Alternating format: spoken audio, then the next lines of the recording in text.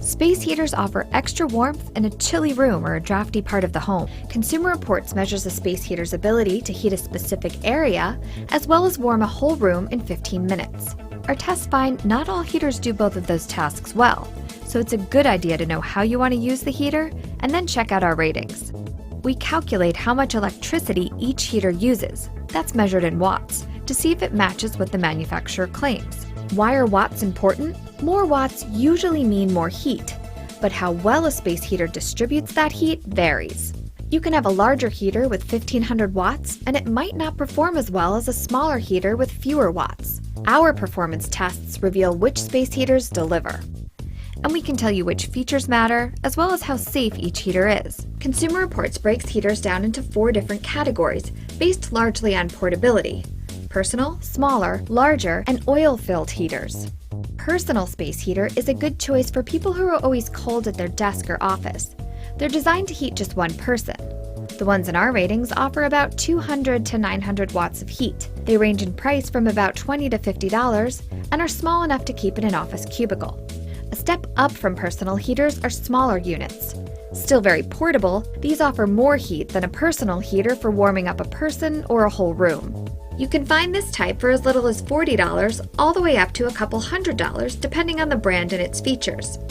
Smaller size heaters perform better in Consumer Reports tests than personal heaters. So if you have the room, you may be better off buying an inexpensive smaller heater over a personal space heater. Next up, larger size space heaters.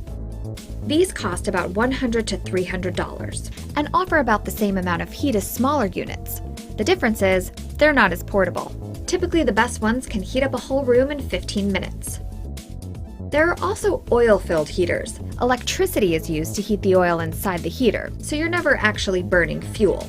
They're a good option if you want to heat a room for a long period of time, but keep in mind they can take twice as long as some other space heaters Consumer Reports recommends. You'll find space heaters that use quartz, ceramic, and metallic heating elements. However, our tests find that none of these perform better than the next. What does matter is having a space heater with a fan. It helps distribute the heat faster. And space heaters that oscillate offer more even heating. Look for a space heater with a thermostat to help the heat coming in at a steady temperature. A remote comes in handy too if you need to change that temperature.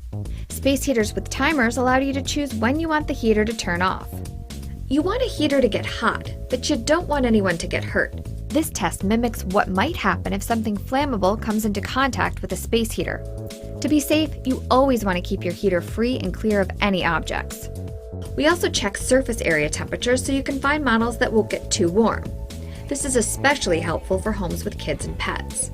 Today's models should come with a sensor that automatically shuts the heater off if it gets too hot or tips over. Here are some additional safety tips from our experts. Always keep your space heater on the ground. That's where that remote we recommend comes in handy. Never use an extension cord with a space heater. Finally, periodically check the power cord. Power cord damage is one of the major causes of fires, injuries, and deaths associated with space heaters.